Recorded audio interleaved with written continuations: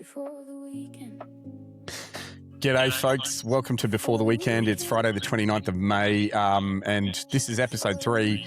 We've actually pumped out quite a lot of information or different episodes if you're joining us. So, be sure to get to whichever streaming service you are following and have a look at those. It's been a big couple of weeks. I am joined by my good friend and faithful wingwoman, Kasey McDonald. Kasey, how has your week been? Yeah, it's been fantastic, Pete. And yours? It's been a big 2 weeks, as you know. I've been travelling, so I've struggled to get over these. I used to be much better than this, but that is not the case anymore as age catches up with me. I've had, I think I pretty much conked out on Wednesday. I slept in the middle of the day, which is a luxury of working from home, I suppose. But aside from that, it was a really good 2 weeks. What about you? You've big announcement I saw yesterday in the news. Yes, thank you. I'm really excited to be joining the Real Flow finance team and heading up their property management cash flow solution. So, look, as you know, property management is something that I'm incredibly passionate about. And I deeply care, about the property managers and of course the investors in the space. So I'm really excited to be back, supporting and really focused my energy on supporting something I'm incredibly passionate about. Well, congrats on the new job and congrats to Real Flow. They got a great employee there. So that's going to be, that's kind of a match made in heaven. And I look forward to seeing where that goes into the future. Thank you.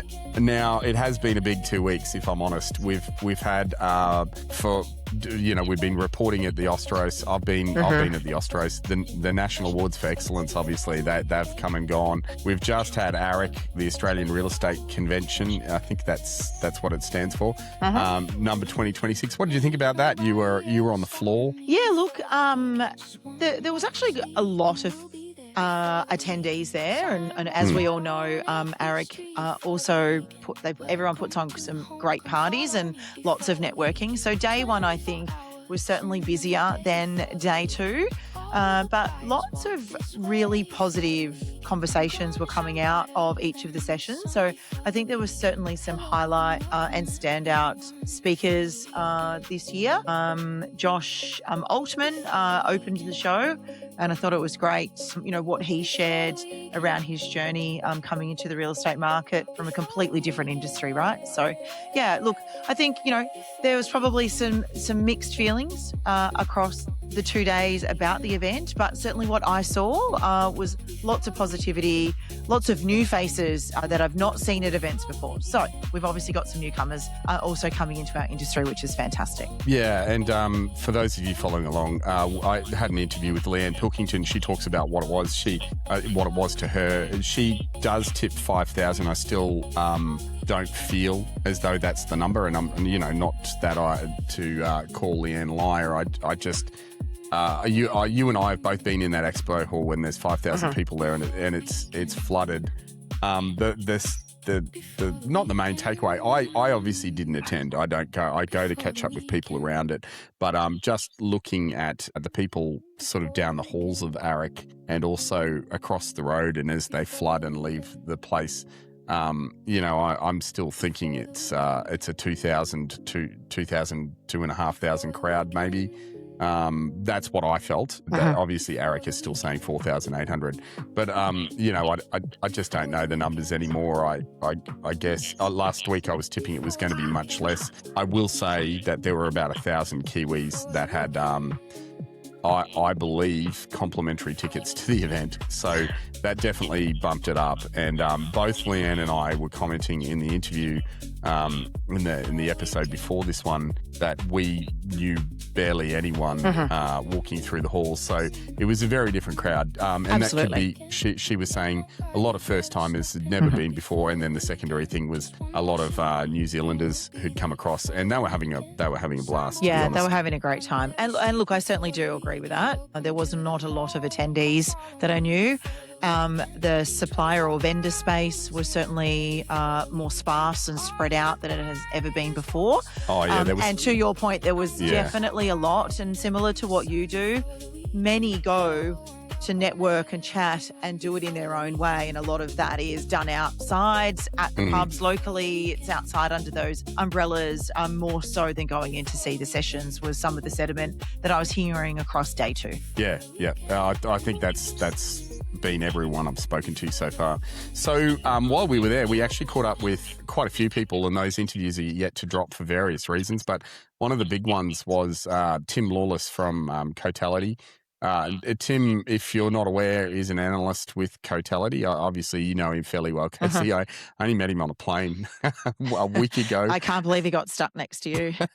He chose the window seat. I chose the aisle seat.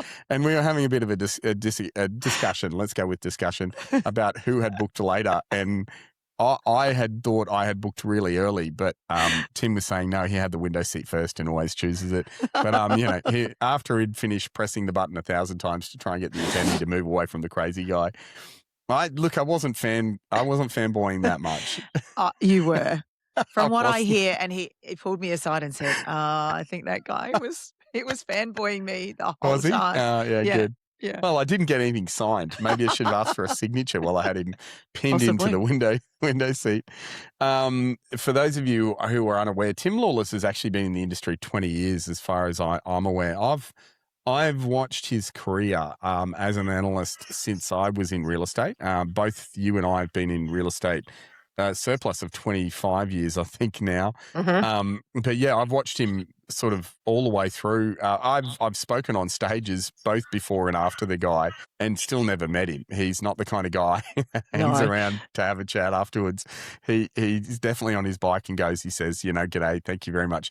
Always outstanding points of view, and there are a couple coming from his interview. So how about we kick into his interview now, and then we have the talking points on the backside of that. Yeah, absolutely. Sounds great. All right. Well, we'll throw to Tim Lawless and his interview with Kasey and I.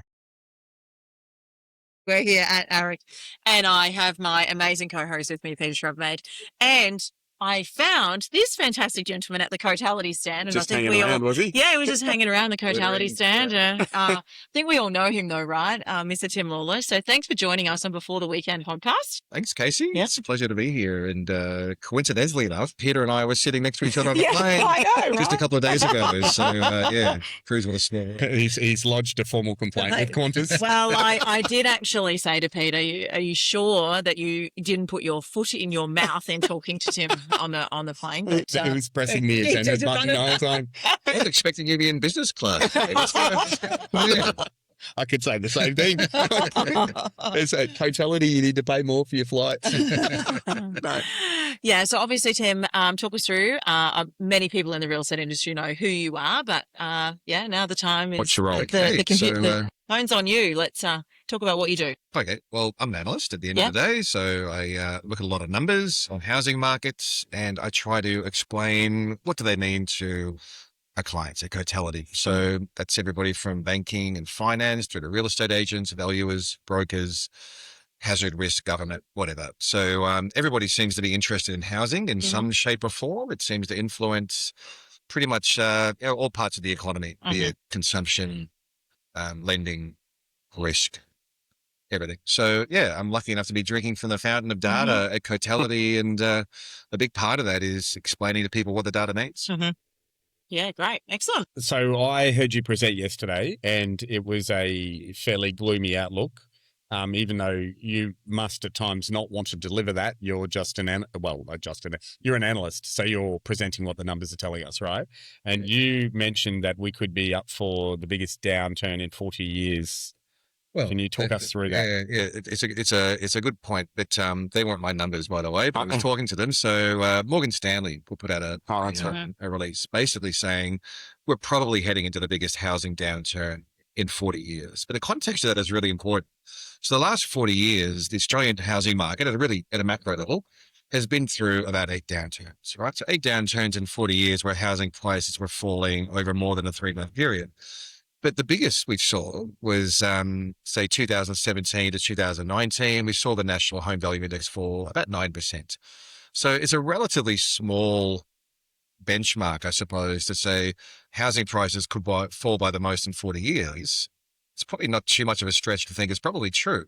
given the context of we just come out of a pretty decent growth cycle. Nationally, home values are up about 45% in 5 years. Some markets are up 90%, like Perth. Others like Melbourne are up about 6%, right? So a lot of diversity, but I think it's also fair to say we're now in a housing market that has a lot of complexity. There's a lot of moving parts. It was already slowing down at the end of last year. So we're seeing, affordability and serviceability getting in the way of further growth. And then, of course, we saw inflation starting to pick up. The RBA went hawkish, lifted rates 75 basis points so far this year. And then we saw a global oil crisis, and now we've seen tax reform. All these things are going to have some level of a downwards impact on the market. Yeah. So would you term it maybe as a perfect storm? I don't want to put words in your mouth, but there's quite a lot of factors coming together. Yeah, I can't recall a time where there's been this many, I suppose, aggregated headwinds that are going to be a blocker for housing demands. At the very least, consumer confidence has just fallen off a cliff. And when confidence is this low, people at the very least just sit on their hands. That they don't want to make high decision, which is what housing is all about. Yeah. So you noted yesterday that Brisbane and Adelaide are still undersupplied. At what point does reduced demand overwhelm that supply shortage? Yeah, it's a good question. Perth, I'd put in the same category as well. So each of those markets are seeing listing numbers that are somewhere between about 10 to 35% below average, but rising, right? So go back to say end of last year, Perth listings are about 50% below average, right? So even though these markets are still undersupplied, we're definitely seeing evidence of stock levels rising. Not because we're seeing any panic selling. There's no real surge of vendors pushing stock onto the market. It's more about just slower rates of absorption. So less buying activity means homes are staying on the market longer. They're accumulating. So to answer your question, I think we'll continue to see those mid-sized capitals slowing in the rate of growth because of the demand side headwinds we talked about, rising supply levels from an advertised supply perspective. And these are also the markets where we have seen a little bit of a new supply response coming through as well. So because price growth has been so strong in markets like Perth, Adelaide and Brisbane, it gives developers a little bit more of a margin where they can actually deliver stock to the market with the premium they need to make a profitability feasible. So it's hard to put a number on it, but I'd say by the end of this year, each of those three markets are probably going to be in a much more sustainable growth trend, maybe starting to flatten out. It's just hard to see those markets starting to suddenly go backwards unless we see supply levels lifting a lot more from here.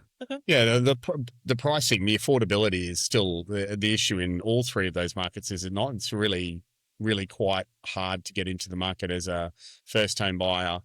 And you also spoke about investors falling back in that participation as well, right? Yeah, so each of those three markets are becoming more and more unaffordable. They're not as unaffordable as Sydney. Yeah, so there's a whole bunch of ways to measure affordability. You've got like dwelling value to income ratios. You've got what portion of income is going towards paying a mortgage. How long does it take to save for a deposit? What portion of income is going to rents are the four major ones, right? So each of those three major capitals are kind of like second, third, and fourth in unaffordability now after Sydney.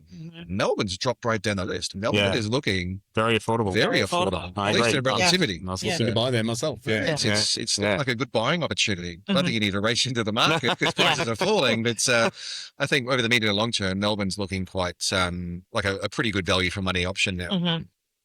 Do you think the governments appreciate the downstream effect that discouraging investors have on rental affordability? You would have to assume so, right? Like, when we saw the budget handed down, there were a lot of forecasts that accompanied that from Treasury. Whether those forecasts are right or not, they're forecasts. They're always going to be wrong. It's how much they're wrong by. No one can forecast the market perfectly. So Treasury were forecasting that, we probably would see some additional downwards pressure on housing prices. From memory, that was to the tune of an additional 3% or so on what would have otherwise been the case. Yeah. And they're also factoring some additional upwards pressure on rents. But again, a really conservative estimate, it seems, of maybe an additional 2% on rents over an unspecified time period.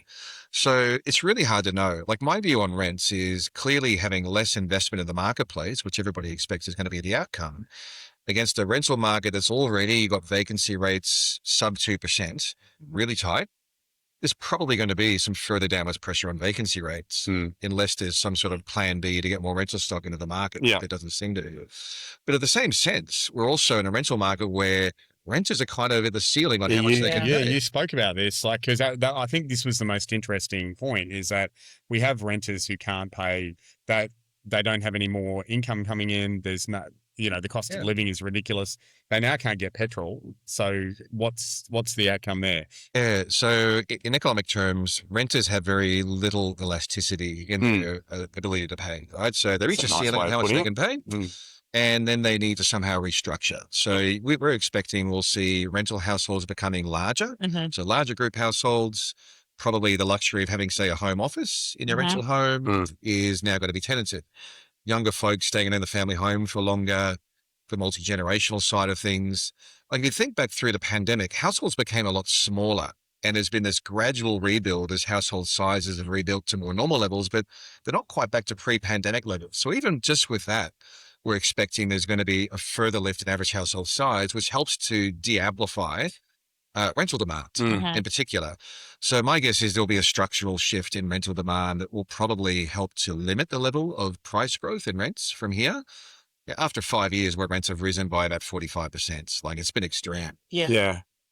If you're a real estate agent in the industry, how do you leverage the current climate to be better at the role that you're playing? What would you, obviously that's market dependent, like, so your advice for a market agent will be very different to Brisbane, but is there a theme in general that you would look at today's market and go, like, get the hell out? Or I definitely would suggest getting the hell out. But I mean, as the market moves into a weak phase, this is where pure professional skills become so much more important, right? The ability to sell isn't as important during an upswing because you've got very strong levels of demand. You've got, stock is moving really quick. During a down market, the professional skill sets needed to, make sure your vendors are educated about what the market's going to tolerate in terms of pricing, what the best listing strategy and sales strategies are going to be. How do you market your property to make sure you're touching all the eyeballs you need to get the property sold? So I think for the profession, it means that the cream definitely rises to the top here. The really good salespeople actually excel during a down market. Whereas maybe newer agents or agents that don't have that level of experience or skill sets are going to find a down market all the harder. And office owners? Well, office owners, I mean, it comes down to profitability in many ways, right? So it's very similar overheads during a downturn, right? It's not like suddenly they're paying less lease or for the CRMs, the data supplies, that type of thing. So you've probably got less turnover in a market where your overheads are holding at the same level. So definitely increased focus on how do you maximize productivity, get the most out of your team, build market share during the downturn is obviously the key for any office. So once the market does turn, which will probably happen when interest rates come down, whenever that's going, you're ready to go. You're ready to springboard back into the growth cycle. So the downturn absolutely for any office should be all about relationship building up your databases, making sure you're visible, and getting ready for the next time where you can make hay while the sun shines. Well, that's an outstanding positive to end with. I don't think I'm going to ask much more on that. But so we're headed for a downturn in housing, to summarise. But there are a whole heap of ways that we can leverage, like getting back to basics, being consistent about the way that we're agents, and if we're actually providing the service and being good agents, we should be able to see a way through there, because typically that's what's performed well. Absolutely. Remember, the market's cyclical, right? What goes up must come down in some ways. And this will be a little bit of a reset as well for a lot of offices to make sure they've got the best talent and that their focus is in the right direction. Outstanding. You got a question? I just probably wanted to dive in a bit around the first home buyer piece, right? Obviously with the tax reforms and what the government is looking to do in that space. Because, Pete and I have been chatting, obviously we've got children who are then going to be coming through to kind of consider what could this look like for us, whether that's renting or buying first. And I'm sitting there going, well, how are they going to actually afford it and how to get into the market? So do we think the schemes that they've got at the moment are enough?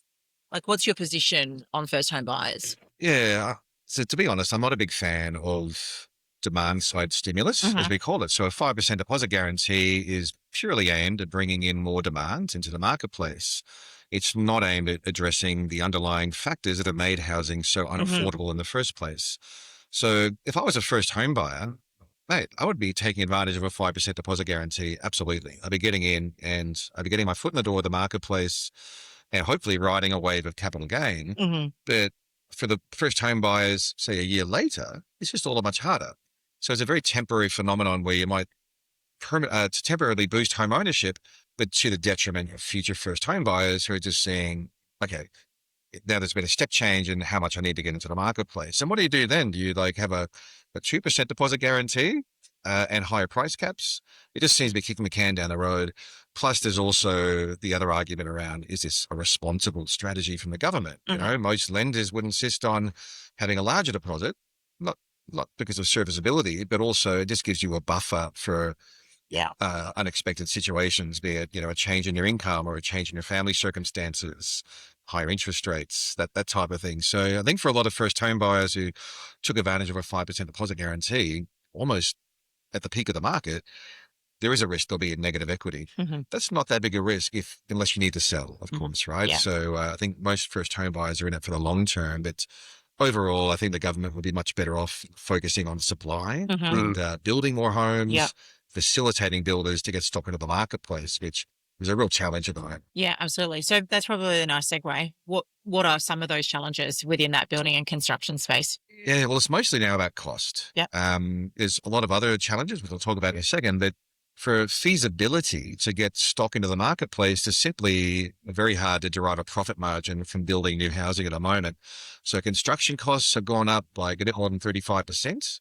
Since 2021. Part of that was a massive jump through the pandemic, which was caused by a lot of logistical constraints and labor force interruptions, stuff like that.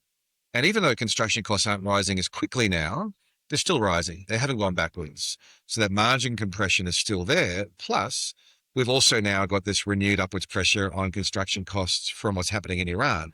So higher fuel costs transfer directly through to higher construction costs. Oil-derived products like PVC piping for plumbing, anecdotally, they're up like 40, 50% in a month. And we've already got a very tight labor force that's competing with big public infrastructure projects for the same sort of skill sets and inputs. So it's a bit of a perfect storm for the construction sector. There are a few other things like, town planning has been pretty inefficient and hasn't really promoted the right type of stock to come into the market. And then for developers and builders who can get supply into the market, there's also been massive delays around what they call the last mile of infrastructure. So connecting sewerage, water, electricity, roads. And that's part of the good thing for the federal budget was the $2 billion in those facilitating infrastructure funding, which will help to get more supply into the market. We need to see more initiatives like that. Yeah, fantastic. I went to build on a block of land I already own, and the quote prior to Iran, the Iran saga, was $1 million a build cost for a fairly simple 4-bedroom, 2-bathroom and double lock-up garage. And when you consider, like, this is a central Queensland property, so it's not one in a metropolitan area.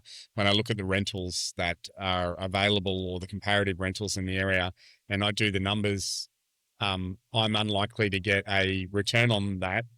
And now with the removal of negative gearing, that dream's all but gone. And I wonder how many other people are in that scenario where they're looking at construction costs going that way. We just can't do it anymore. Yeah, I think a lot of people are going to be crunching the numbers. Yeah. And, if they've locked into a fixed price contract, they're probably in a good situation theoretically. But the builder is probably going to say, sorry, guys, can't do this anymore. Can't do it anymore. Otherwise, we're going to have some liquidity challenges. Yeah. Right. So, and banks are still generally wanting fixed price contracts because they don't want to take on the risk either. So it's definitely going to be a lot harder to renovate and build than it was a couple of months ago, given what's happening around. Yep. Yeah. Tim Lawless, thank you so much for joining us. Thank you for your insights on all of that. Tim will be here for the next 2 days. Not that you're going to be able to do this. He'll be at the hotel, or you might catch him randomly on a Qantas flight when you least expect it. Thank you very much, Tim. Many thanks. Thanks, Tim. Thank you. Thank you. Kasey, what were your talking points from that? Yeah, some key ones for me, I think, certainly was I think you kind of said it, Pete, and I don't want to take your thunder here, but, maybe a perfect storm kind of coming at us.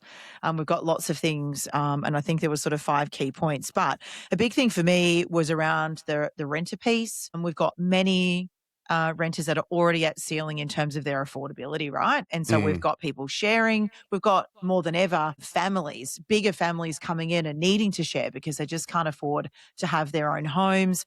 And we've got adults, young adults who just can't afford and haven't been able to save enough to get their bond and their rent and stuff together, or then be able to continue to afford to get their own home. So they're hanging around in the family home for a lot longer. And, you've got your brother living with you as well, right? So it's not just that younger adult piece, it's also how things develop and how the market is certainly changing. I think what come out of it was this, affordability and supply piece as opposed to a housing crisis.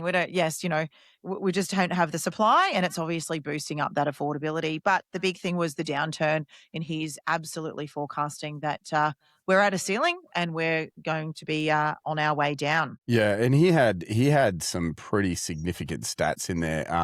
He had, he was talking about downturn forecasts, affordability, consumer confidence, the tax changes. We've got the Middle East. We've got the cost of living is obviously rising. Investors are retreating. We can see that after the budget. We've got rental shortages. There's a whole raft of new governmental first home buyer policies. Housing affordability is through the roof. He highlighted that construction costs have gone up 35%. When you add all of that together, it is really a perfect storm that's sort of headed towards us. I see unemployment's tipped to rise. We've got a couple of interest rate rises. So, this is not talking great news. If I'm honest, none of this, all of it looks gloomy. And he did say the biggest property downturn in 40 years. And I see since that there's been more reporting on this. Like I know he said that in the interview before I saw the news yesterday, he said that Brisbane, Adelaide and Perth all had affordability issues and the houses were set to rise. Yes. Lo and behold, yesterday the AREC released its latest report suggesting that the housing prices are rising on the back of the election in Brisbane, despite all of the changes that had come, which were positioned to bring them down. Like that was really what we were being fed regarding the federal budget. So we haven't seen that, and we'll get onto the budget in a minute. You raised something there like renters have hit a ceiling, and I don't think we're talking about this enough. I think, that we know that it's unaffordable there, but one of the talking points that Tim raised was we're starting to see the housing model of Australia fundamentally change. Yes, absolutely. Kids are staying at home longer. We've been flagging that for a while, so that's not necessarily new. Share housing is definitely returning. Like it is very, very difficult to afford a house. Let's go with Brisbane, Adelaide, Perth at the moment, without having another form of income coming in. And I would actually turn around and say one of the changes the government did make some time ago is here in Queensland anyways, they abolished when you receive a what do you call it, a housing boost, when you get a benefit at point of purchase, first home owner grant, that kind of thing, you're not allowed to rent your house for a certain period. And we saw that disappear. And that has obviously been good for people getting into the market because share housing is returning. Multi-generational houses are increasing. We're seeing that. But I think the major point is renters cannot absorb, like there's a ceiling on this. We can't go any higher. Yeah. Sometimes we can go higher, but with the cost of living and petrol and all of those things. So I really feel for the renter at the moment. And that would be an interesting segue into the construction feasibility crisis because we're just, I think the bottom line is we're not building enough homes. 100%. And obviously he raised the fact that it's the cost to do that. And, obviously the fuel piece going on in Iran is also not, it's not supporting the fact that we can't now get the supplies here and the materials here as quickly as we need to. But just to slightly digress, there was a piece that I saw on social yesterday. I didn't write down who it was from. However, it was someone, just articulating and explaining that New Zealand put this law in terms of these tax reforms and into play, a few years ago. It lasted over there for about 18 months. But what they actually saw by initially in that 18 months doing that is that the rents did increase, right? And it's been a big topic on social. And the housing prices, rents and housing prices both went up. Right, just totally went up. And that it was like, Tim's saying we're already at a ceiling. And what we've actually seen in other countries is that by making these changes that our government have made, is that it's going to push those rents up. But people already can't afford it. So how is it that what they've done been suitable for those renters who are trying to say, well, I'm trying to save to get my first home, but I can't buy because there's nothing affordable in the market. So it's kind of, it didn't work in other countries. So why have we made the choice? Well, a country similar to ours. It's not like we're comparing it with Korea, which with a completely, 100%. It's New Zealand and Australia are very similar. And a lot of people are pointing to that going, look, it's like history and it repeating got abolished. itself. And it improved the market again, and New Zealand marketplace bounced back. Yeah, and look, I mean, we spoke to Jacob Kane in episode 2, and Jacob was saying, look, all in all, he was saying he'd run numbers. I got to hit him up for that, but he had run numbers, and it didn't necessarily affect the investor side of things. And I would agree with that. I don't think it does. I just think it's poor timing with all of the other things that we've got going on. It's not necessarily going to improve the housing supply and demand, which is central to the issue. Like if we want to solve for whether you're red, green, blue, orange, whoever you vote for, we're not making a political statement here. This is not anti-Labor, but regardless of who you vote for, if the central, it's almost unanimously agreed, well, like pretty much unanimously agreed that the thing driving up prices is housing supply and demand. We're not building enough houses for either the birth rates that we're having or people coming into the country. I'm not going to get into immigration today, but regardless of where your stance is on that, we don't have enough houses to supply basic shelter to the humans that live in Australia at the moment. And there doesn't seem to be any kind of solution to that. Everyone's trying to tweak things at the back end, but no one seems to have the political will to really take the bull by the horns and solve for that issue. And we might confront, what solving for that issue in a constructive way looks like. I think the Queensland government here is actually building houses.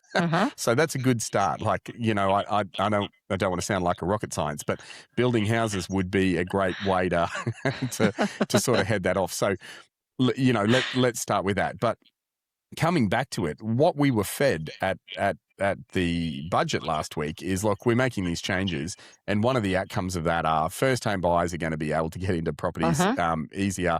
We're going to take it from some of those unfair boomers. They specifically mentioned an intergenerational divide, where one is wealthy and the other isn't. They're specifically driving a wedge at that. So we're going to take it from these rich boomers, if you want to call it that, and we're going to give it to the latest generation that comes through. Well, I can't, on the basis of that, I can't see it happening. And interestingly, a clip has surfaced this week of Jim Chalmers, the federal treasurer, the guy that delivered the budget. I mean, he's talking about the fact that in 2024, the clip is, and we are hopefully going to show it straight after this, but what he is saying is effectively that abolishing negative gearing and capital gains tax won't improve the housing supply and demand. And so we're going to be talking about this for another week on the back of the fact that has just surfaced, even though that goes in complete conflict to what we're being told by them. That's 100% what I agree. Like, we could have done this at any other time, but right now is the worst possible time to sort of do this because of the construction. Construction costs are up, labour shortages. We've got planning delays in my area. People are buying blocks of trees to offset developments that are going on in Caboolture and Narangba. because that is their requirement, and they're paying $3 million for a block with 50 trees to do a development. Now, I'm all for carbon offsetting and, let's be kind to the environment and whatever, but that's getting in the way of basic human shelter at the moment, and so we potentially need to look at the way that goes as well. So, it's not just me as an investor. Like I've got a block of land that I could build on tomorrow, and the quote for that was $1 million. Yeah. Before we get to the cost of the block of land, if I'm to get a return on that, I'm looking at automatically at a rent that is 2.5 times what is the going rate of that particular area. Yeah. Yeah, we've got some friends, Pete, who have been saving to get their first home, and for many years now. But as we know, the Brisbane market is continually increasing. And to their point, I said to them, "Hey, why don't you go and have a look at a house and land package?" But they were like, well, "Yeah, we did, but it was just as much, if not more." By the time we did that, and then had to wait.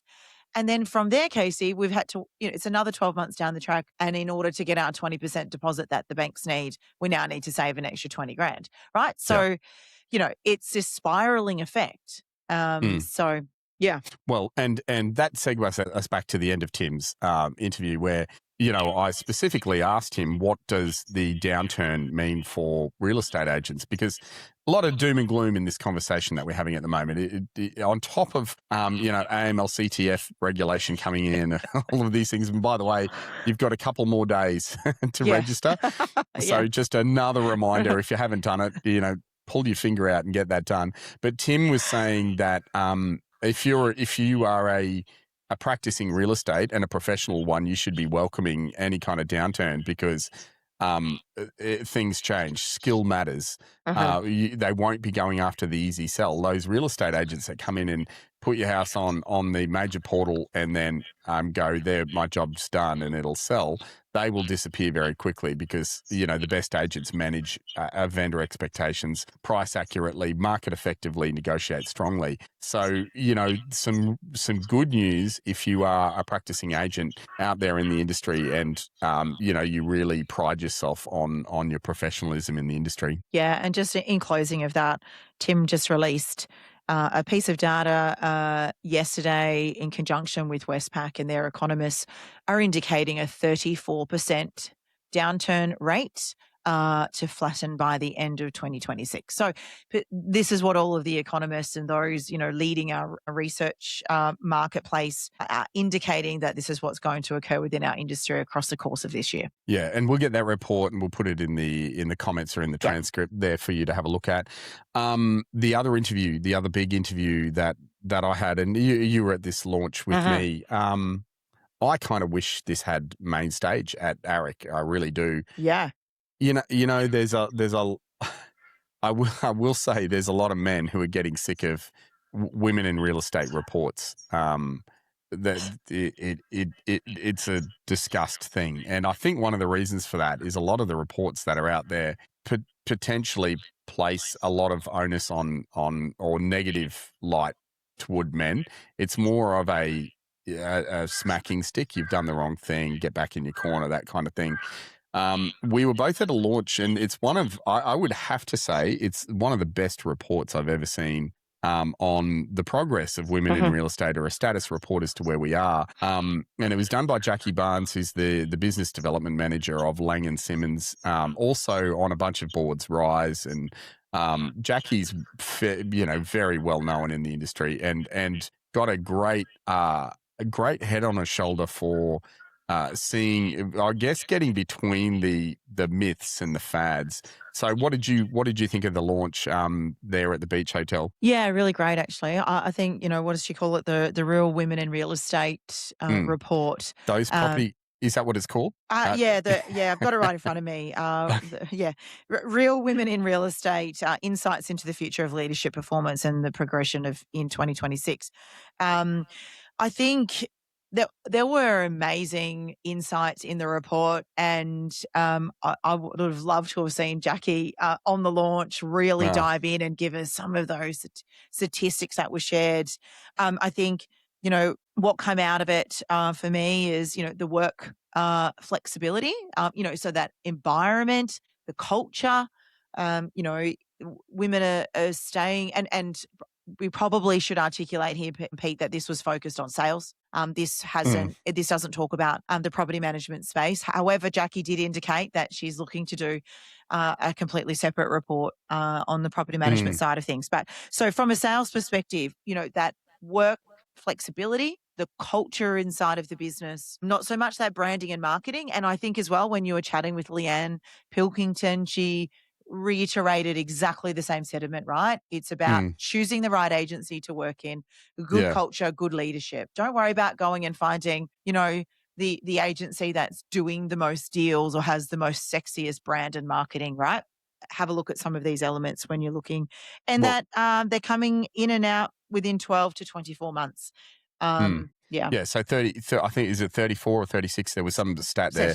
Yeah. Were leaving the industry before in the first 12 to 24 months. And, I mean, that's not a stat I haven't heard before. A lot of real estate agents don't survive that period. I would have said it was under the 12 months, but I think the upside, the when you couple that stat with one of the other ones that Jackie had in there, where I think a large portion of the women she had interviewed or were part of the survey were very successful in their own right. And the success rate after that 24 months is exceptional. Like the report on what women were actually doing and the goals that they were kicking in the roles that they were in, she's more or less saying to every business owner, you need to pay attention to that 12 to 24 months, because if they get over the line there, there's this successful career moving forward. Absolutely.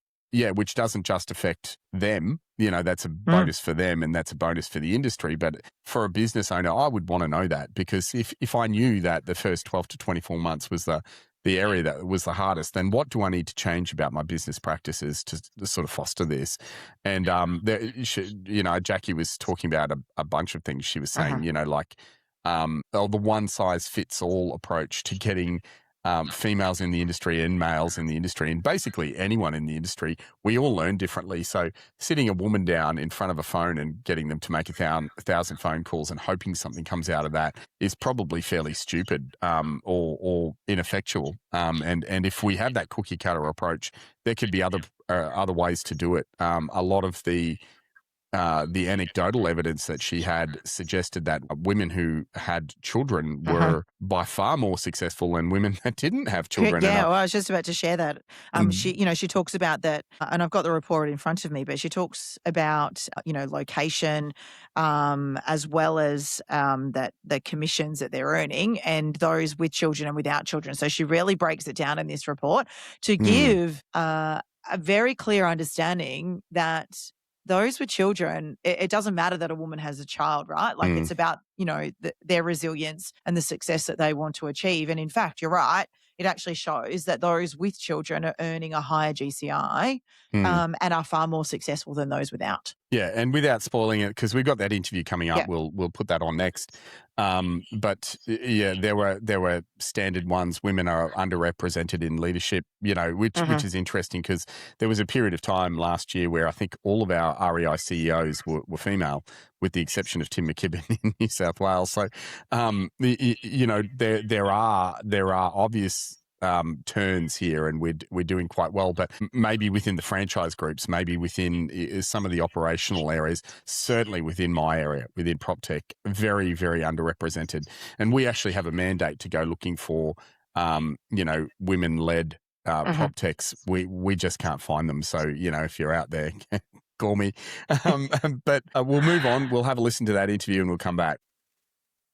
If you're watching this, we're shooting this at AREC 2026. It's day one of the conference, which is the 24th of May. I'm going to confirm that on the calendar. Yes, it is the 24th of May. 24th of May. My name's Peter Schravemade. Over in the Gold Coast Convention Exhibition Centre is my wingwoman, Kasey. She'll be there all day repping in her new gig, which she can announce to you guys, not me. But I am joined by the one and only Jackie Barnes. Jackie, thank you for coming on beforetheweekend.com podcast. Thank you for having me. Well, thank you for having me at the Women in Real Estate event last night. Is it called Those Property Girls? I'm confused. So it's Real Women in Real Estate is the structured Real Women name, in Real Estate, and the event is Catch Up with the Property Girls. Right, yeah, because I was never sure what to call it, but that makes sense. We answer to all of those things. A sensational event, like really good event last night, well attended. A lot of the people in the room I know from around the place. It's really great to have them in one location for a good cause. But exciting to me was this piece of work here that you see, and if you're on the podcast, you won't be able to see it. It's a report called Women in Real Estate, Insights into the Future of Leadership, Performance and Progression in 2026. Firstly, congratulations on a report. I know what it is like to put one of these together. But I've read it. I've read it with my own eyes, as opposed to dropping it into AI and hoping for the best. Asking for a summary. I have actually read it. It took me about 2 hours to get through it. It's packed full of goodies, and we're going to unpack it today. But why this? Why did you approach it like this? So there's been surveys and requests for information done, at various different times. And, lots of them have asked interesting questions, but I don't feel any have ever gone broad enough or deep enough. And, I think about all of the times I've been asked to complete something, and I've never actually seen what the outcome of the questions were. People might have been doing it for a recruitment exercise or trying to understand something a little bit better, but nobody actually shared anything with the industry so that we could actually have a tangible, real-time understanding information data to then have a conversation around what that possibly means for the industry. And, the most recent one, I was actually really excited about this one. Last year, there was somebody that was I think they were doing a doctorate, and I was really excited to read the report. And I saw a little one-page summary of it. And there was actually only about, I think it was 14 or 18 women responded to it. And I thought, good information, but it's not enough. It was a small sample size, and I don't think it necessarily covered enough of the entire career experience. So you had a considerably larger sample size than that. A couple hundred, The interesting part I thought about your sample size was the percentage of people who were in the real estate industry for a substantial period of time. Yeah. I don't think I've seen a report do that. Well, certainly not a report centered on women. I haven't seen one that encapsulated that.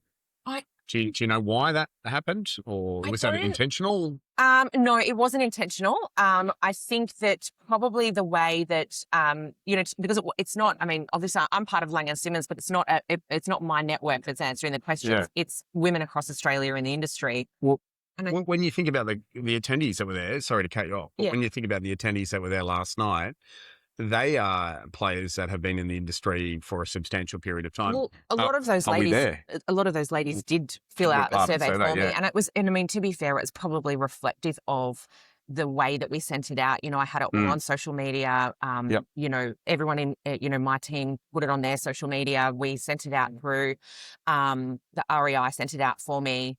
The Rise Initiative sent it out for me. Domain sent it out for me.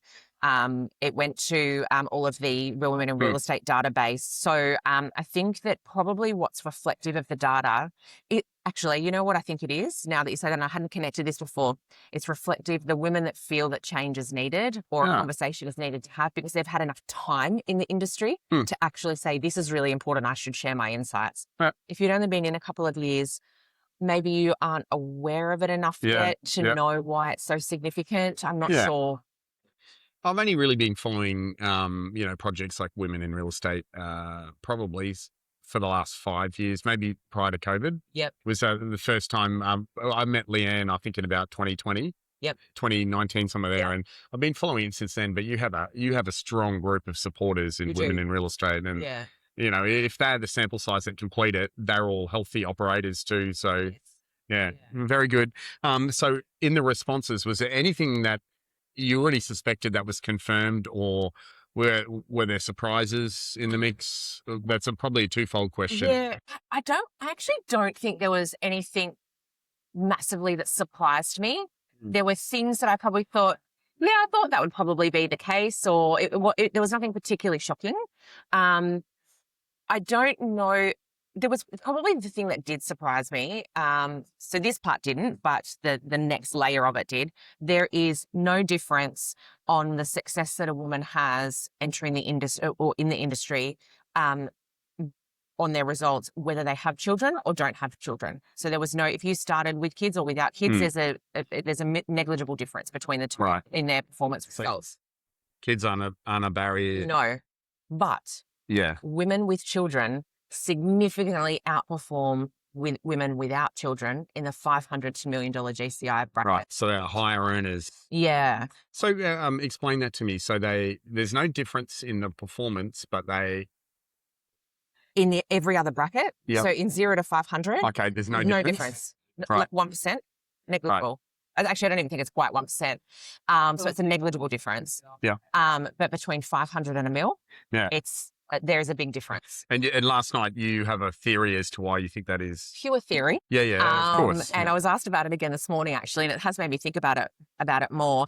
I think there is opportunities that women have with children to get in front of more people in a community style setting and become part of a community through the schools, the sporting teams, the extracurricular activities that kids are involved in.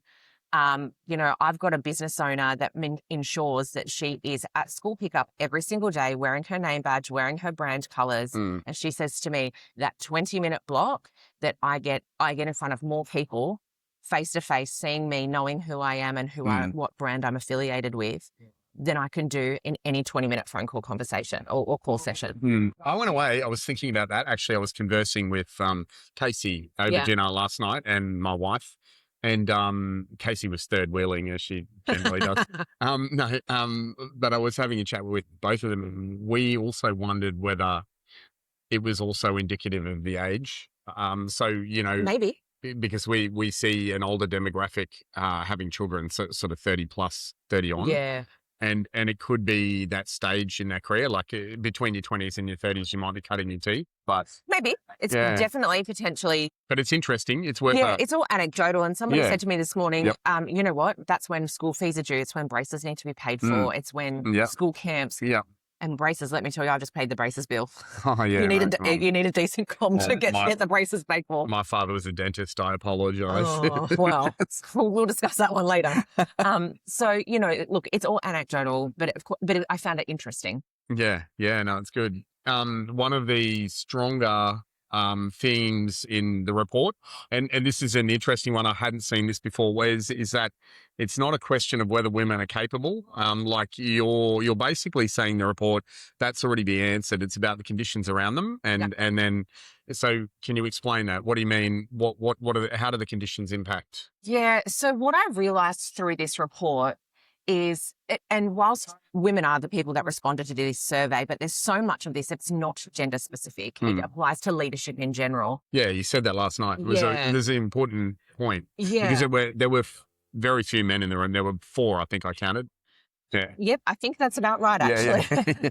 Yeah. But, it is, there's so much leadership, applies to both men and women. Women don't need a special environment to succeed. They just need an effective one. Yep. And so understanding we all start at a different point and, what does that effective environment look like for that individual compared to another? We're managing everybody with the same set of parameters. So you raised an example yesterday. You were saying, potentially coming into the office and doing 1,000 calls may not be as effective as going out and meeting people. And so, and I mean, this is one of the things that it was not surprising. So, well, it certainly wasn't surprising to me, but there's a significant portion of women's business comes from relationship-based prospecting. So really high touch client care, strong buyer work, strong referral networks, strong repeat business because of the way they emotionally connect and build rapport and maintain and nurture those relationships over time. And so if we know that is the biggest source of their business, but we've got, 2 people starting and we're saying that's it, 1,000 phone calls cold. I mean, I'm not saying that people don't need to make those cold phone calls. Of course they do.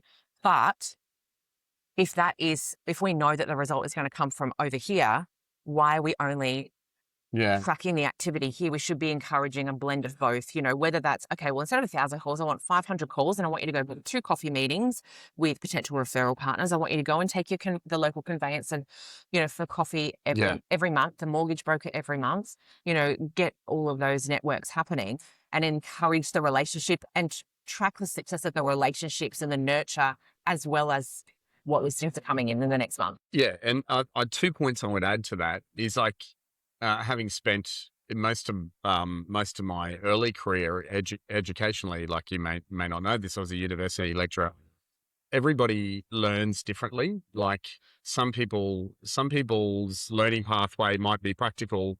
Some people's might be intensive. They learn in short bursts and then they stop. They put that into practice. Yeah. And I think the same thing is true for different genders, but also potentially person by person, where you thrust somebody into an office environment that's suited for this type of person. Yes. Yeah. Then those 1,000 calls become very important. But yeah. And I think the other thing that we often misunderstand is confidence. And that's something that the report showed me as well. Nobody comes in confident. And it was interesting how many high performers still have the experience of imposter syndrome. Even 10 years, writing millions of dollars a year in GCI, they still have their moments of self-doubt. I found that interesting. But the thing with confidence, I realized through writing this report is, you know, we will, let's say you interview somebody and you think, wow, they've got what it takes. They're confident, they can have a conversation, you know, all of that sort of stuff.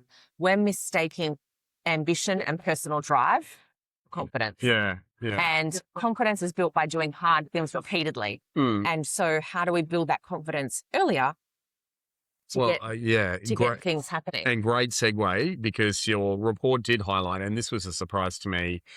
Look, I always knew that real estate agents in general, the first 1 to 3 years make or break it. But your report's particularly saying that the 12 to 24 months is critical for women. Yes. More than a third of women considered leaving sales during that period. Why is that early stage so fragile? What's happening? It is hard for anyone getting started, no matter what age you are, no matter what gender you are, no matter what suburb you live in, what demographic you said. That's a pretty high loss rate. It or is. attrition, if you want to call it that. Yeah, it is. And I think it is poor leadership. The report shows it actually. It's leadership not where it needs to be. There's a lack of clarity, lack of structure, lack of coaching style leadership. I think that we put a lot of effort into coming to events like AREC and all of that sort of stuff. Don't get me wrong, that should all be done. But imagine if we put the same effort into upskilling our leadership ability as well as our ability to list and sell real estate.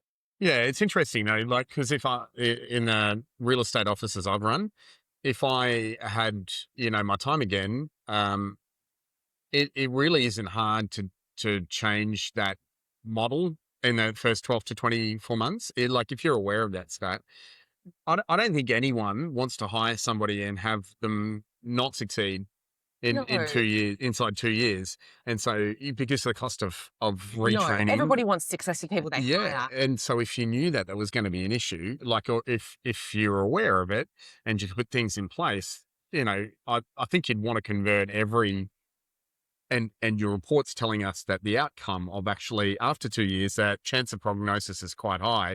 This to me seems like a bit of a no-brainer. I think you just said something really critical there. It's all in the implementation. Yeah. We all go to the events and we all go to do the learning. Yeah. But what do we actually go back and implement? And I think that's the thing, is that the information is there now for people to have a conversation and see what they need to consider. And it's going to vary from agency to agency and business to business and all that sort of stuff. But if we've got the information, we can start to think about what we can do in it. And, you know, those women that thought about leaving in that first sort of 2 years, it was pure determination on their part that made them stay. Because we asked that question, why did you stay? And I refused to fail. I would lose my house. I had come this far. I could see the tipping point was almost there. It was just pure grit and determination that kept them going. Yeah. And those two, like that point, the 12 to 24 months and the chance of success afterwards are really, I think they're really critical to the... It is. And it's really, I mean, these women are wildly successful. Yeah. And to me, I actually find this sad. They've succeeded in spite of the environment, not because of the environment. Yeah. Well, I could have some follow-up questions to that, but let's focus on the report in the meantime.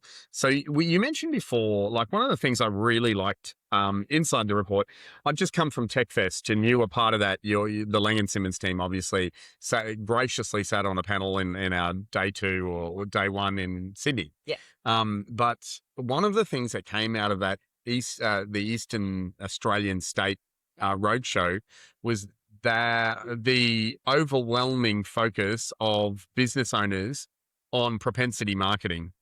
Like, where is the next sale coming from? And through that Eastern tour, the one thing that became clear to me is that none of them, like, or very few of them, were focusing on relationship marketing or sphere of influence, which was always huge for me. Like, I would estimate about 85% of my sales and the sales of the people that were under me were fed through to them by the people that were around them. Yeah. This report, like on the back of that trip where everyone's going, where do I get propensity marketing from? When I would ask them then about their CRMs, and that'd be a mess and they wouldn't be together, but that's the central suppository, if you want to, of where they would be pulling that from. None of them had that in order, but this actually says that 65% of the business come from referrals and repeat clients. I mean, I know it's focused on women, but I don't think that's unique. I think that men can also have repeat business. Oh, can they? They can. I'm sure I've shocked you with that. Yeah. But it's about having the structure and the system in place to understand, yes, of course you have to go and continually add to your database, but at the same time, look after what it's got. Yeah. Keep it simple. Focus on the basics. Yeah. I wasn't at all shocked about that, but it was refreshing because of the focus at the moment is on, I want the bell and whistle, which is propensity marketing. So really good. Safety and behavior was one of the most necessary parts of the report. The data around gender bias, sexual harassment, underreporting, and women feeling mostly safe stood out. What do you hope that business owners get from that section? I think that this is we've come a long way. And, there's people that don't believe or are really shocked to hear that women are still experiencing sexual harassment in the workplace. And, it's more than a third. And I think particularly men that would never dream of being inappropriate in the workplace sometimes find it hard to believe because it's unimaginable to them that their counterparts could not be the same way that they are. And so I still, there were people that responded to that report, and I didn't print their specific experiences out of respect to them, but there was stuff on that report. It does not belong in this survey. It belongs in a police report. Yeah. Some of it was really horrifying to read. But for the most part, we have made progress. We have come a long way. It's not the 80s where, people are wildly inappropriate and, leering at women in the workplace and things like that. It is more subtle, but it is still happening, Oh, we definitely still, there's someone on the Central Coast that's currently, he's out on bail at the moment because there are significant charges. And that's probably a more extreme version of it. But there is also women that are saying, okay, so I haven't necessarily had that extreme version, but you know what? I go to work and, I, people are trying to understand whether I'm available, and their casual comments, small, oh, that's not what I meant. I just was, really, they're just trying to see if they're free to ask out on Friday night. Go on Tinder. She's come to work. Yeah. Yeah. And so it's that part's changed. It's still there. It's just shifted how the behavior shows. And I think what I would really like to see happen out of it, I think that people don't know how to handle it when it happens. And so you might have an employer, the female employee goes to so-and-so said this, did this, whatever. And they know what should happen. But at the same time, they don't want to see $1 million GCI walking out their door. And so they they try and smooth it over rather than saying, this is the standard I hold. Yeah. Or if you're at an event and you see somebody being inappropriate, potentially from another office, might not even be connected to your business in any way, call it out.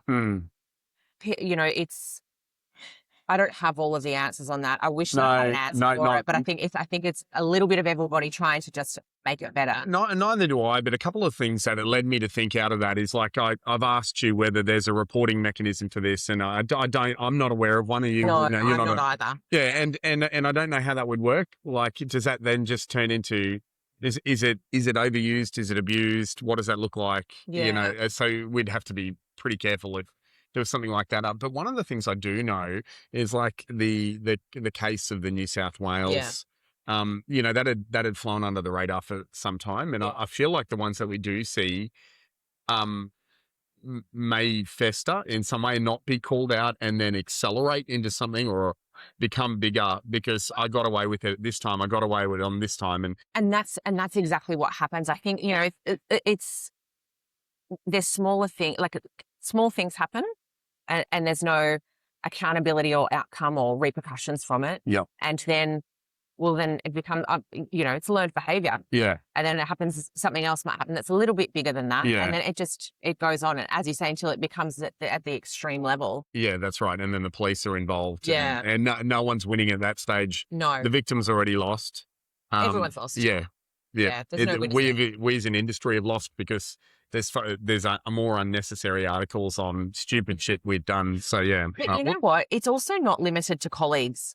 Yeah. It's, you know, you've got clients that are being inappropriate towards, you know, towards the staff, you know, that's also hard for an employer. You know, if you've got a vendor that's wildly inappropriate, that's that's business. It's not right, and it's not easy either. And I do acknowledge it would be very hard to turn business away. You know, if you've got someone paying you tens of thousands of dollars to sell a house, you know, how do you do that? But it's also saying, okay, well then how do I make this person, you know, understand that they can't be constantly sending inappropriate messages, you know? And I mean, you know, to be fair, she is a business owner. I've got a friend that owns a business, and she's had clients send her naked photos of themselves. Yeah. And, you know, there's, I'm not sure how many male agents have that experience, but anyway.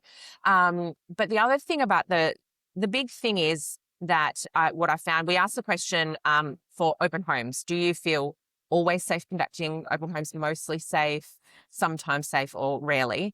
And the overwhelming majority was mostly safe. And I think that's a win, right? But mostly safe is our benchmark. What does that say about the standard we're accepting for the industry? Yeah, you're right. You know, I would agree with that. Do you think, conversely, men feel 100% safe at open homes? That's a really interesting question, and I don't know the answer because I've not asked it. No.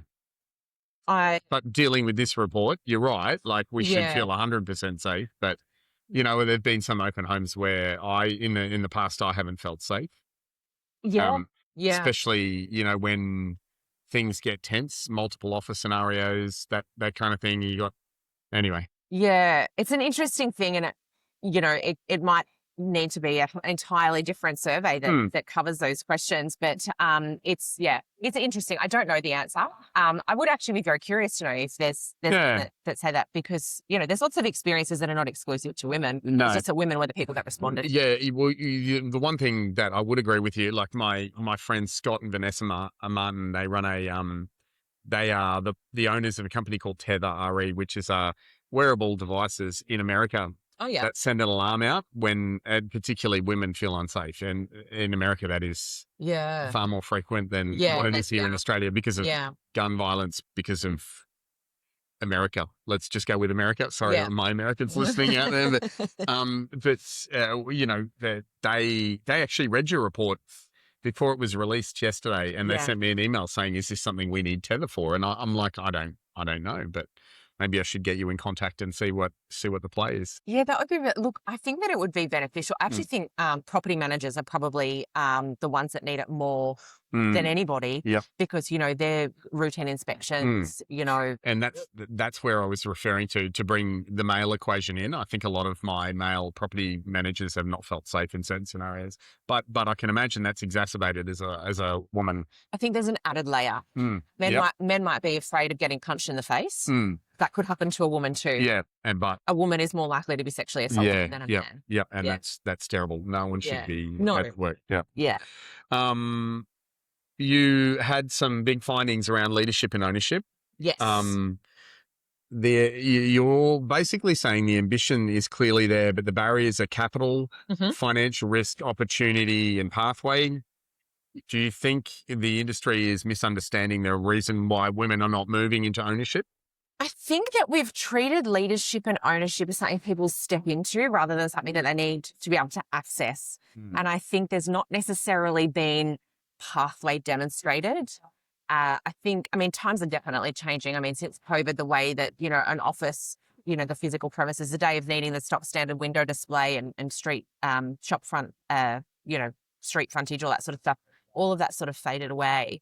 I think that there are some women, I think, family responsibilities, they wonder how they would be able to balance it all. But, there's franchises and independents that are able to structure all of those things around that sort of life. But I don't think we've necessarily promoted, demonstrated, or created a framework for people to be able to follow to look at all of those things. And I know Leanne talks quite a lot about succession planning. Yep. And I agree with her that not a lot of real estate employees or bosses even look or consider that as being an option. Yeah. But it may even be that we should be looking at succession planning. I agree. It's when you think about the age of the average business owner, in the country, and they start to think, towards retirement stages and things like that. Have they looked internally at their own team first to see, well, is there someone that I should be, succession planning, it's not an overnight thing. And it in many cases, it can be an easier handover than selling your business.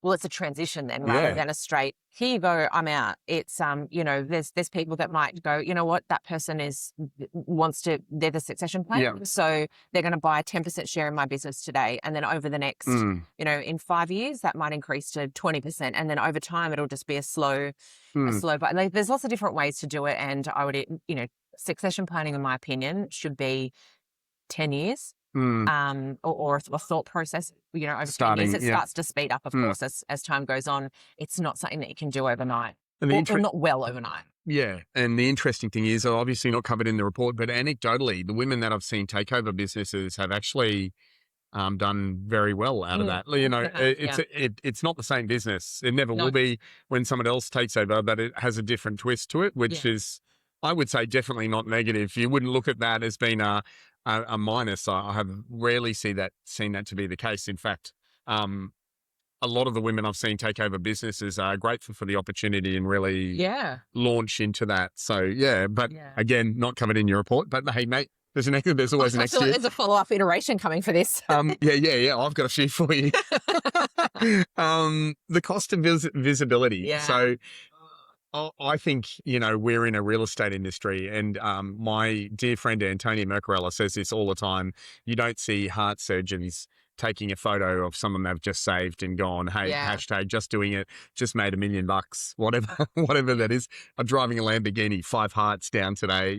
You'll never see a cardiologist do that because they have this other level. And we're not necessarily even talking about that. We're talking about the fact that we are our own brand. So Jackie Barnes, if you were a practicing real estate agent, you would need to be putting yourself out there. And what is that cost for women? Yeah. So it's something that we didn't do a great deep dive into this, but what we're encouraging as part of our profile building, marketing, to get onto social media, connect with the community, allow your clients to see you on there, allow them to see who you are. If you're a mum, if you're a massive dog lover and you've got your fur babies, and show that fur baby. And this is the local coffee shop I go to, or, show the kids, whatever it might be.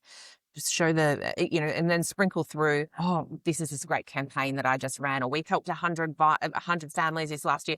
We're encouraging people, saying, hey, get that out there. Now, men are doing it as well, don't get me wrong. Yeah. And, but it is different for women. It's different, yeah. And so then there's this barrage of comments, DMs, and messages that come back. Right. Now, men experience some of it. Yeah. They get criticism, nasty comments about real estate agents and their work. They don't get attacked about their appearance. They don't get sexually charged comments. They don't get inappropriate pictures. Yeah. Getting asked out. I'd let her show me that home anytime. You're the real estate. And then, that's the safe for air comments. Yeah. There's wildly inappropriate ones. Yeah. And, just recently, and some of these people that are doing, these are really young girls that are starting out as associates and trying to build their profile. Yeah. There was recently an experience that I'm aware of, a young 21-year-old associate and not that it makes any difference and should not make any difference at all. Very professionally dressed in a business shirt, blazer, and long pants, discussing a campaign of a just sold property. And a real estate coach has hit on her in the DMs. They were smart enough to not put it in the comments because that's a bit more public for people to see, but, the internet has receipts. And so, there's agents from other offices and brands. And, so this poor girl at 21 years old has come back into her office, sat down with her CEO, who was incredibly supportive to make her feel safe and all of those sorts of things. But then it's something we haven't considered is that, there's faceless people on the internet and all of that sort of stuff. And that might be a bit easier to delete and block. But at the end of the day, it's, that experience is not the same for everybody, and how I might respond. I mean, if somebody sent me suggestive messages, I'd probably just laugh, show my friends, and then delete it. But not everybody's going to respond the same way I am. It really rattled this young girl, and it was a barrage on this particular day that she had. And it was, that CEO was furious that she had to, on behalf of this team member, because intervene between her and the industry. Yeah, she's like, how is this, how is this even appropriate? She is doing her job. But then as leaders, where does the boundary stop in terms of what our responsibility is? Where's the end of the workplace? The workplace is now extended to the internet. And so I'm not suggesting that as leaders, we're responsible for everything somebody says on the internet. But I do think we need to start to have conversations with our teams, particularly female team members, to say, okay, well, if something happens, this is what I want you to do. If you get these comments, delete them. But if you want to talk to me about it, I will listen to you. If it's too inappropriate, if it's someone that they know, I will pick up. She wanted to pick up the phone and call that person, but the girl didn't want it to get escalated. Yeah, which is also part of the, I hate that. I would love to call these people out. Oh, I'm in my 40s. That stuff would have been blasted all over the internet. I don't care. Name and shame by now. But I'm further in my career. I understand that not everybody is at that. Not everybody has the same experience or response and that sort of stuff. I'm also very opinionated and mouthy, so I've got no problem saying those things on the internet. But not everybody's like me. So it's, it's just one of those things that it's a new thing that people are having to contend with. And I think none of us know how to handle it. I don't even know if correctly is the right word, but what is the best practice way now for us to start to consider providing the support and framework around that? And it's going to vary from office to office. And so I would encourage any business owner or leader to speak to their team and say, when things like this are said, how can I best support you through it? Yeah. And then take it each on a case-by-case basis until there's a way for us to kind of policy create. Your report, I think, I read it. I reckon there are like 3 or 4 outcomes that I can see out of it. But like in an ideal world, what is a good outcome for you in response to this? That my ideal scenario is every leader and business owner in the country reads the report and understands it. Attempts to understand it and takes it back to their teams and talks to them about what it is that they need to succeed. Ultimately, every single person wants their business to be a success and to be performing well. And that starts with our people. And so what are the environments we need to create or grow or maintain or whatever to allow everyone in the organisation to thrive? And of course, that's going to vary from office to office. But if people start having those conversations, then they can make the necessary steps to start to provide that. And I've just, thanks to you and your ideas, I've just started working on a little bit of a framework that people can. Don't follow my ideas.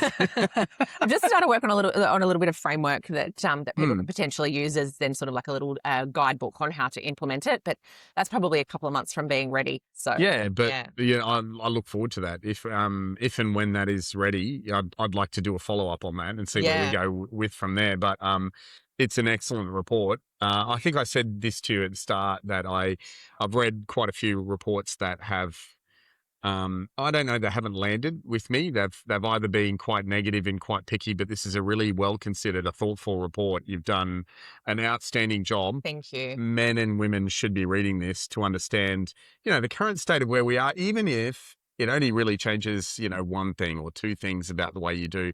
It's got more in it than that. But just from the perspective that, like, it's not a hectic read. You've got No, I was very clear. I did not want this to at all come across as a complaint register. This is not a list of women's grievances. Yeah, it definitely isn't. It is just a snapshot of this is where I'm at in my career. This is the experience I've had. This is the level I perform. And this is the ideal environment to get me to perform at my best. Yeah. And so if people can understand it from that perspective, I think the industry will be a better place. Yeah, agreed. Do you have a place where the listeners, the viewers can go to get one of these? Yes, it is. They can contact me and I will, of course, get it sent across, but it is also sitting on the Real Women in Real Estate website, which is rwire.com.au. Great. And I'll get the exact link and I'll post it at all of the places in here. So you guys can get a copy of it. Jackie Barnes, well done. Congratulations. Thank you. And thank you so much Appreciate for it. being on Before the Weekend podcast. Thank you. No worries. Yeah, well, as you could hear, we were in the middle of a cafe and noise wasn't our friend, but we found these incredible microphones that seem to block it all out. So, a big thank you to Jackie Barnes for giving me the time and a huge congratulations on that really solid report. And as you would have heard at the end of it, there are so many things coming out of that. I actually think the report raised more questions. It gave us a status of where we're at, but there are knock-on effects to that. So I'm looking forward to seeing what people do in the aftermath of that, how they take that report and where they go. Yeah. Job well done, Jackie. And yeah, look, so many fantastic insights in there. Now, Pete, did she share where we can get or those listening today can actually get a copy of the report? You've got that? I don't have it. It is at the Real Women in Real Estate website, but I'll put the website up. Amazing. And you'll be able to go and get a copy of that. And please do read it. Like don't drop it into AI for crying out loud. Just read it. It didn't take me that long. And I think there are learnings in it. Whether you're focused on women's issues at all, there were leadership points in there. There were how to structure your business. So go and have a look at that and see where you go. Kasey, I also noticed this week, and I've tried to steer away from this unless they're talking points. In the Leanne Pilkington, we do discuss, one of her disappointments in the industry is agent behaviour, and we've had a few things happen this week. I noticed on the Gold Coast where we were recently, there's a former real estate agent that's been charged with not only possession of illicit drugs, but distribution as well, which is a serious charge. And, they're now saying she's a former real estate agent. Obviously, her agency has let her go. But we're still seeing these things come forward. And in the Leanne Pilkington interview, she spoke pretty plainly about it being something that we've been unable to solve for and a big disappointment in the punishment handed down we spoke about in episode 1. So without dwelling on that, we've seen a bit of that lately and, we're not going to give airtime to that. But just a reminder, if you're out there and you see this kind of behaviour, it's not the kind of behaviour that we want to foster as an industry. No, absolutely not. And I think, for those listening, we're going to see more of it because we've now got that case that everyone is using that as an example for. And, those bodies behind the scenes are, potentially now listening, observing and going in and diving and trying to find that misconduct. So, we encourage you to make sure that you behave in the most appropriate ways. Remember, our role here is to help those to buy, sell and lease properties. So let's do it ethically. What have you got coming up for the week ahead, Kasey? A busy week? A busy week coming up, actually. I'm heading down to Sydney. I am going to be seeing some of our customers, sharing what we've got going on for our property management solutions within that space. So, looking forward to getting in front of them and showcasing what we've got and how we can help them and their landlords. Yeah, very good. And if you're listening to us, thank you for joining us on Friday, the 29th of May. It's been great to have you with us. Hopefully you've enjoyed some of the conversations. Don't forget, you can get in contact with us on either of our social medias. I think we're pretty easy to find. But we also have our email address at hello@beforetheweekend.com. You can go to beforetheweekend.com to find all of the streaming services and listen to any of the episodes that are there. But Kasey McDonald, thank you once again for taking time out of your Friday to join us, and for all of the agents out there who are going to do your weekend duties, your open homes, your auctions, your inspections. All the best. Happy hunting. I hope you go well with that. And from both Kasey and I here, thanks for listening, and have a great weekend. We'll see you in a week. Yeah, thanks everyone. Have a great weekend.